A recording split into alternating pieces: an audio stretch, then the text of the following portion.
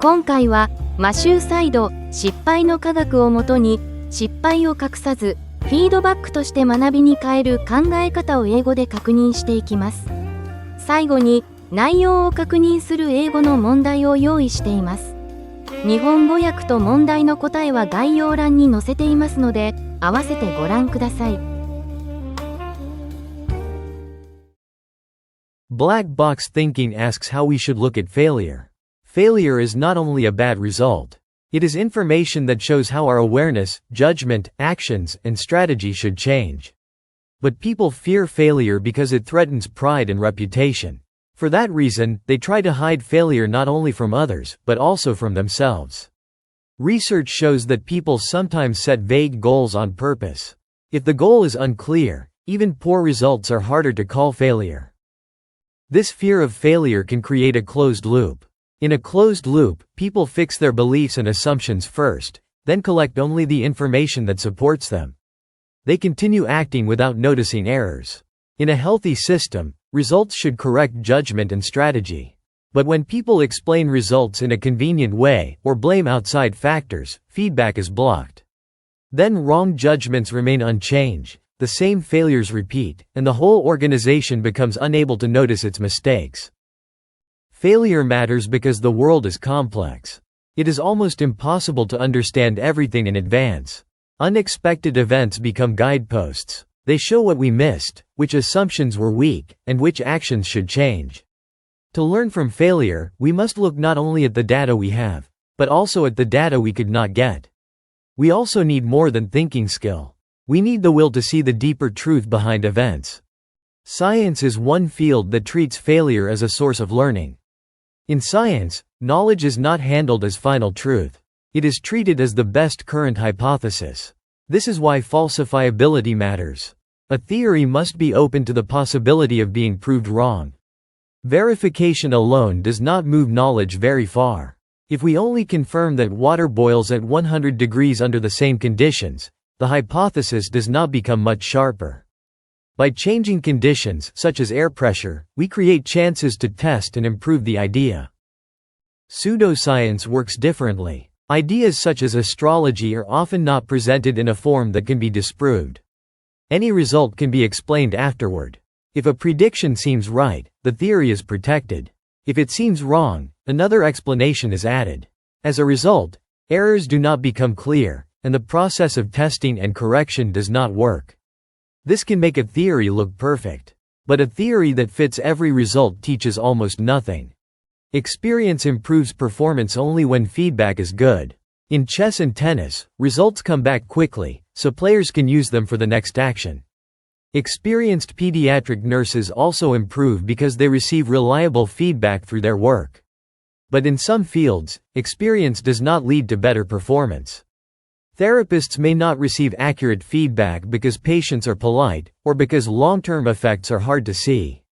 Short-term and unreliable reactions cannot show the real effect of the work. Without a system that tells us our mistakes, years of training may not lead to improvement. Learning from failure requires both systems and people. A system must detect and report failure. But a system has no value if people do not use it. Some failures cannot be found by a system at all, so people must report them. To turn failure into learning, we need tools that make failure visible, and people who are willing to use those tools, report problems, and connect them to improvement. One reason people struggle to admit failure is cognitive dissonance. Cognitive dissonance is the discomfort that appears when facts conflict with our beliefs. Most people think of themselves as intelligent, reasonable, and correct. When facts threaten that image, self-respect is shaken. It is hard to admit that our belief was wrong. So people often protect themselves by changing the meaning of the facts, ignoring them, or forgetting them. In that way, they keep the belief that they were right. Cognitive dissonance is dangerous because it is hard to notice in ourselves. When people deceive others on purpose, at least they know they are doing it. But unconscious self-deception is different. People can hide mistakes while sincerely believing that they have nothing to hide. The danger is even greater for people with status and reputation. They have more to lose from failure. As a result, Even people who should help society learn may defend themselves and twist the facts instead. Confirmation bias is closely connected to cognitive dissonance. It means collecting information that supports our assumptions while ignoring information that challenges them. It is one expression of the fear of being wrong. To escape this trap, we need a scientific mindset. We must not fall in love with our own hypotheses. We need healthy attempts to disprove them. People often spend time checking what they think they already know. But the more important work is to discover what they still do not know. The book also explains learning and innovation through failure. Cumulative selection is a process in which small random changes appear, useful changes are selected, and those changes are kept in a memory system. Many changes are failures, but selection is not random. Only useful changes remain, so progress gains direction over time. This idea applies not only to biological evolution, but also to learning, problem-solving, software development, and business strategy. Through small trials and choices, systems move gradually toward better forms. People often underestimate trial and error. Innovation is sometimes imagined as a top-down process, where scholars create theories and engineers apply them. But real progress also depends on practical knowledge gained from repeated attempts. Logical knowledge and practical knowledge support each other.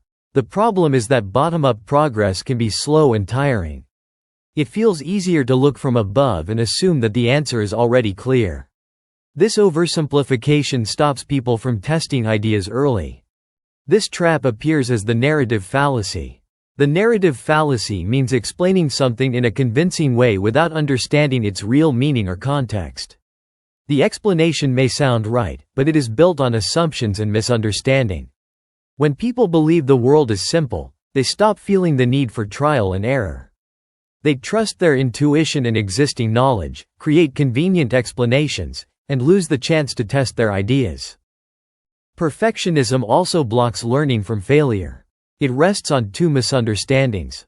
The first is the belief that we can find the best answer by thinking long enough in our heads. When people believe this, they stop testing their hypotheses in the real world. The second is fear of failure. People who fear failure try to hide it or pretend it was never there. Perfectionists go further. They keep thinking until it becomes too late to find defects and learn from them. Many failures in the real world are not clear. Some things that look like success are actually failure, and some things that look like failure may not be. If we cannot tell whether something failed, we cannot learn from it. In unclear situations, randomized controlled trials can help. They separate causes, actions, and results, and make gray problems easier to judge. Still, they are not perfect. Sometimes they are difficult or unethical to run, and they do not always answer long-term or whole system questions. Improvement often comes not from one big breakthrough, but from many small changes. This is the idea of marginal gains. Instead of changing the whole system at once, we improve many small parts and let the total effect become large. Failure plays an important role here. We do not simply reject failure as a mistake. We analyze the feedback it gives and ask what exactly can be improved. Instead of denying everything after one failure, we break the causes into small units that can be fixed. This idea is closely connected to Toyota-style Kaizen. In that system, failures and defects on the worksite are not hidden. They are treated as valuable information. People look for causes and turn them into concrete steps that prevent the same problem from returning. Improvement does not depend only on personal effort or motivation. Problems are made visible through systems that allow everyone to notice failure. In this way, failure becomes an opportunity to improve the process, not just a reason to blame a person. Human beings often want to blame someone instead of treating failure as learning. When something goes wrong, people focus on who is responsible rather than how it happened. Even complex events are simplified like newspaper headlines. This tendency comes from several biases.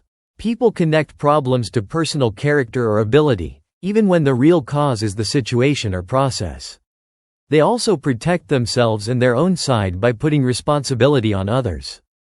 In uncertain situations, blaming someone gives a simple answer. Blame prevents learning. If every mistake is immediately treated as carelessness or laziness, people naturally want to hide failure.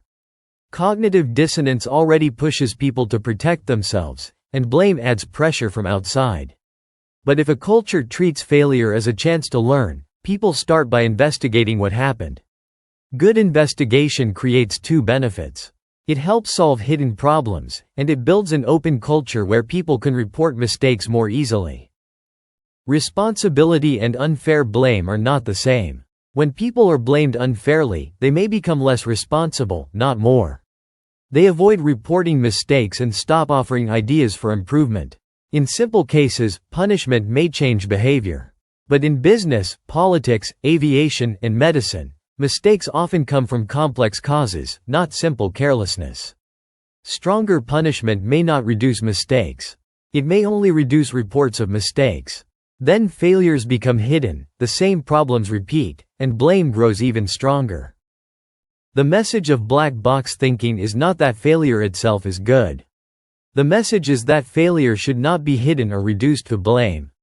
It should be turned into learning through systems and attitudes. Failure is painful. It can hurt pride, reveal weakness, and shake trusted ideas. But when people face that uncomfortable reality, failure becomes the entrance to improvement. Individuals and organizations grow by detecting failure, reporting it, testing ideas, breaking problems down, and turning them into small improvements.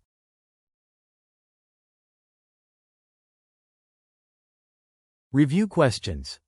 Listen and check your understanding. Question 1. In the closed-loop phenomenon, what kind of information do people tend to collect?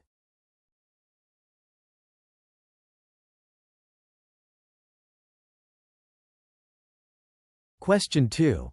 Why can chess players often learn from experience more easily than some therapists?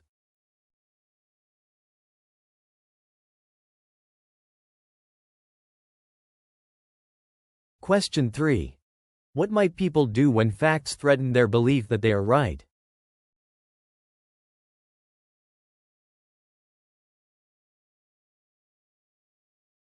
Question 4. What may happen inside an organization when every mistake is treated as simple carelessness?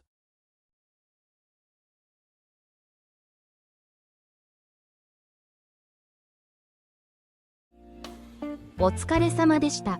内容を定着させたい方は、ぜひ繰り返し聞いてみてください。